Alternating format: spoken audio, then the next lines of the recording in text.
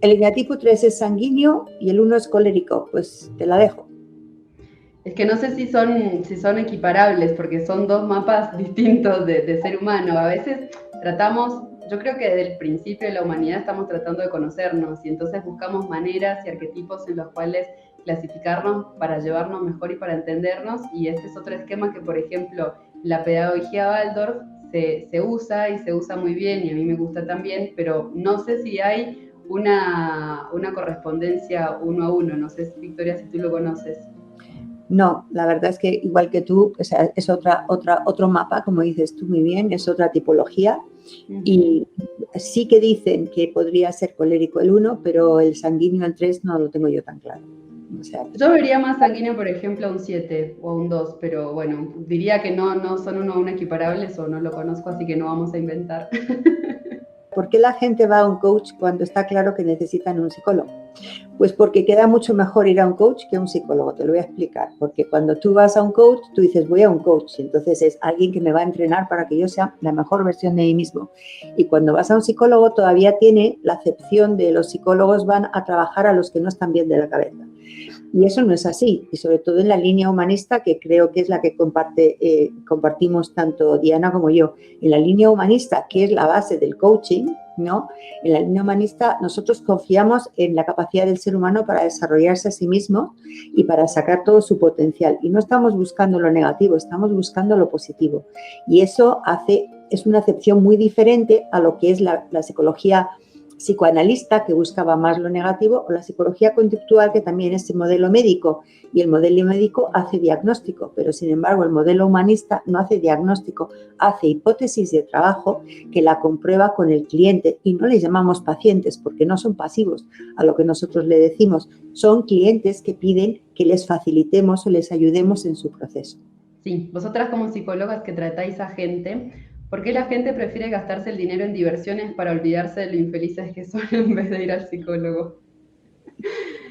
Es buena pregunta, pero lo que yo pienso con esto es que nos llega el momento en el que nos damos cuenta que no alcanza con la diversión afuera y que a pesar de querernos distraer un montón, llega un momento en el que sentimos la necesidad o ya nos sentimos preparados para, y entonces por eso decirle a alguien necesitas un psicólogo, anda, o este tipo, esto pasa mucho en las parejas, de no sigo contigo si no vas al psicólogo, o este tipo de cosas de mandar a otro, no siempre funciona, porque creo que tenemos que ir cuando es el momento en que estamos dispuestos a hacer algunos cambios, a ver algunas cosas que no nos gusta tanto cuando las miramos, y que para eso es importante, uniéndola a la pregunta anterior, sentir confianza con esa persona, porque nos vamos a mostrar en lo que no siempre mostramos y en lo que no nos gusta tanto y en la máscara que no es tan bonita, y entonces si yo no siento confianza para abrirme, lo que voy a hacer es mentir, ir a mostrar algo que no es y no va a ser un proceso que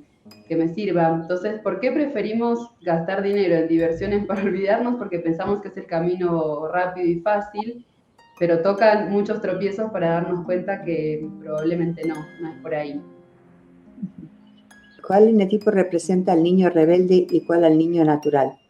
Bueno, esto es una terminología de análisis transaccional, ¿no? Entonces, niños rebeldes hay varios, porque puede ser niño rebelde el 6, también puede ser niño rebelde el 4. Los niños en el eneagrama, para mí, son el 4, no el 6, el 4, el 7 y el 1. Entonces, rebelde sería más bien el 7, el 4 sería, es más el niño sensible, y el 1 sería el sensible o el niño natural, y luego está el niño adaptado, que sería el 1. Entonces, depende de la terminología que utilicemos, pero este es un tema que a mí me ha gustado mucho y que lo he desarrollado, es qué tipos funcionan más desde el niño, qué tipos funcionan más desde el adulto y qué tipos funcionan más desde el padre. Y para mí los que funcionan desde el niño es el 4, el 7 y el 9. Los que funcionan del padre es el 1, el 8, el 1, el 8 y el 2, y los que funcionan desde el adulto son el 3, el 6 y el 5. Entonces, eso ya hace que tengamos una actitud muy diferente, pero estamos hablando de la terminología de análisis transaccional. Hay muchas terminologías que los colocarían en otro orden en función de otros rasgos, ¿no? Entonces, Pero ya digo que niños rebeldes podemos ser todos en algún momento determinado. Y ojalá pasemos por ahí en algún momento, es necesario. Claro que sí. ¿Cómo ha afectado la pandemia los diferentes eneatipos? Qué interesante. Bueno, en el seminario virtual de Enneagrama, justo con una de las ponentes charlamos de esto, ¿no? De cómo ella es coach y es psicóloga también, y yo le hacía esta pregunta de cómo ella en su consulta fue viendo lo que les iba pasando a los distintos eneatipos. Creo que es muy difícil hablarlo así como rápido, de cada uno cómo lo va tomando, pero sí que veo que como fue una situación estresante en general para todos y el estrés nos hace actuar desde el automático y nos impulsa a actuar probablemente desde nuestra peor versión, pero que funciona para la supervivencia, nos ha sido muy propicia para observar cosas que antes no podíamos.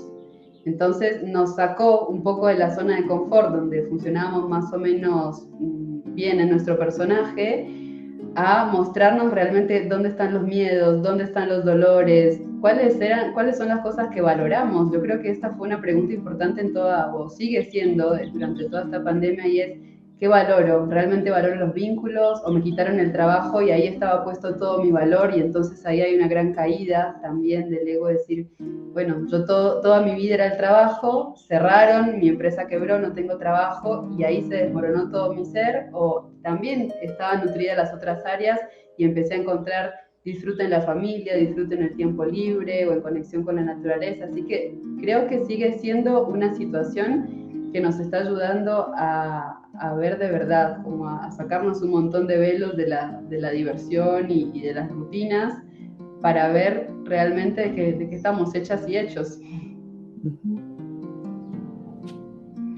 Cecilia nos dice, ¿cómo se puede ver la fusión del 4 y el 9 con respecto a una persona o un grupo?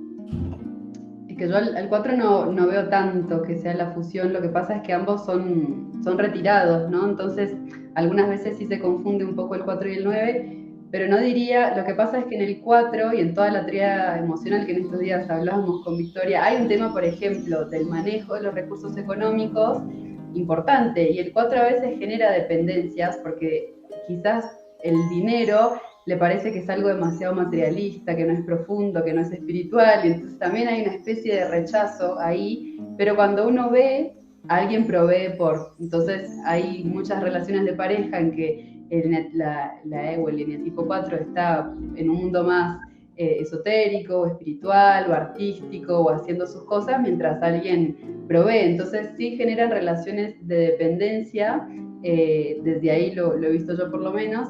Y el 9 es esta confluencia en el grupo, pero en esto de te digo que sí, porque si te digo que no voy a generar conflicto, imponerme, va a generar, entonces te digo que sí, aunque a veces no va. Cuando dice que sí, se va escurriendo, pero generalmente no se ve como alguien que genera problema o que genera discordia. Y en el 9 también habría que ver los subtipos, porque por ejemplo el de conservación no está tan en la fusión del grupo, sino mucho más el social, que si lo sacaste del grupo de WhatsApp ya le generaste un problema, porque entonces ¿por qué me sacaron del grupo de WhatsApp? Y entonces ya no existo, si no pertenezco. Pero creo que acá, Victoria, si quieres dar unas pinceladas más de esta fusión. No, yo creo que lo has explicado estupendamente, porque el tema aquí es la palabra fusión. ¿Qué se entiende por palabra fusión? Fusión es una palabra que se utiliza mucho para el instinto sexual y es la energía que te atrae hacia otra persona, ¿no? Que te atrae hacia algo, que te hace, pues eso, vincularte, pero no es vincularte de generar una conexión, sino de apegarte, ¿no? De fusionarte, de convertirte en uno. Pero realmente el 4, a no ser que sea el 4 sexual, no se fusiona. El tipo que más se fusiona es el 9, pero como bien ha dicho Diana, el 9 autoconservación no se fusiona tanto y el 9 social tampoco necesariamente. Entonces, bueno, pues ahí hay matices complejos para explicar. Manuel, ¿cómo diferenciar el subtipo social del subtipo sexual?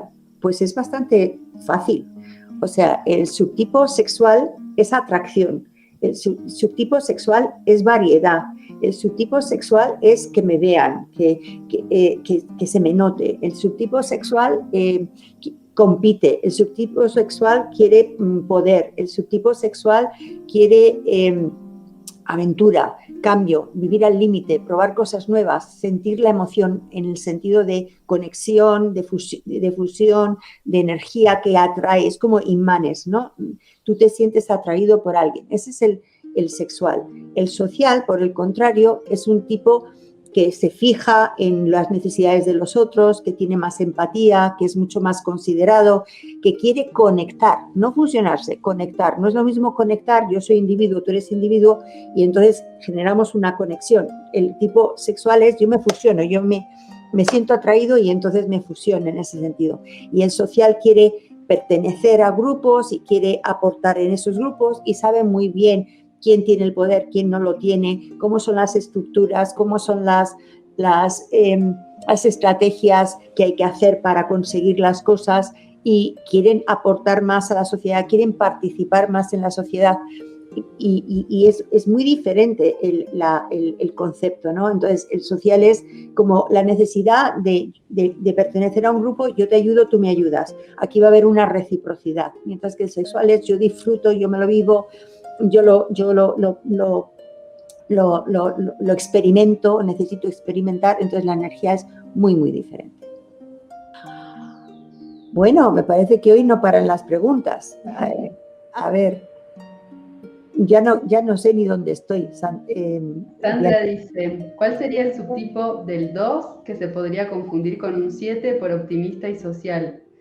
Es que yo creo que acá entramos como parecido a la pregunta anterior, que cuando se empieza a complejizar con las relaciones es importante tenerlos claros todos, pero en general el 2 y el 7 yo veo que se confunde bastante porque son eneatipos más disfrutones, más flexibles, más abiertos, más espontáneos, más alegres en general, como esta visión más optimista de la vida, pero de nuevo están en dos centros distintos, entonces no es lo mismo estar en el centro emocional que estar en el centro mental, y yo creo que ahí cuando nos devolvemos al tema de los centros y de las tríadas, sí que encontramos matices bien importantes.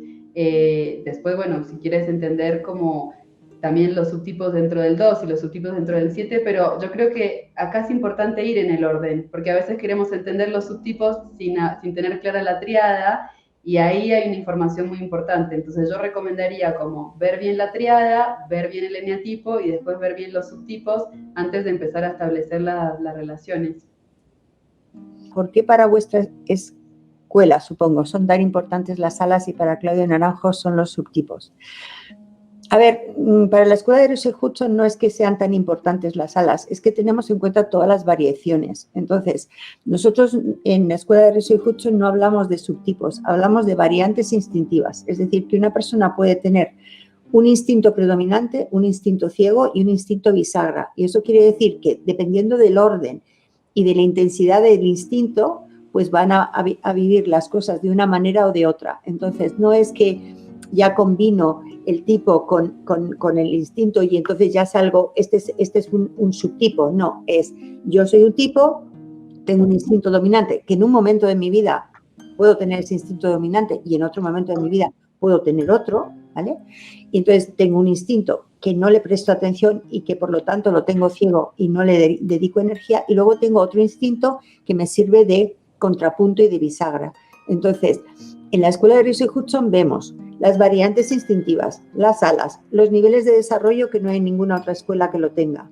Y también vemos, o sea, al ver los niveles de desarrollo, vemos como 9 niveles y 9 funcionamientos diferentes. Entonces, no es lo mismo un tipo en el nivel sano, como por ejemplo el 3, ¿no? Que en el nivel sano es una persona auténtica, y en el nivel medio es una persona que quiere fingir que la imagen que da es la que realmente quieren sentir, que a lo mejor no la sienten, y en el nivel malsano puede falsear mucho su identidad, ¿no? Entonces, es decir, según subimos y bajamos los niveles, pues manifestamos nuestro mejor ser o nuestro peor ser. Entonces, lo que hacemos en la escuela de Riso y Hudson es tener muchas variables muy bien explicadas para que tú veas, tú mismo puedas hacer las combinaciones y te des cuenta con una claridad importante, y entonces tú mismo, sabiendo eso, pues vas a sacar los instintos, los subtipos y demás. Porque En otras escuelas te cuentan cómo es un subtipo y te lo tienes que aprender como quien dice de memoria, porque no te explican cómo se ha producido esa combinación. Entonces ese sería el tema, sí, te sirve para la contestación.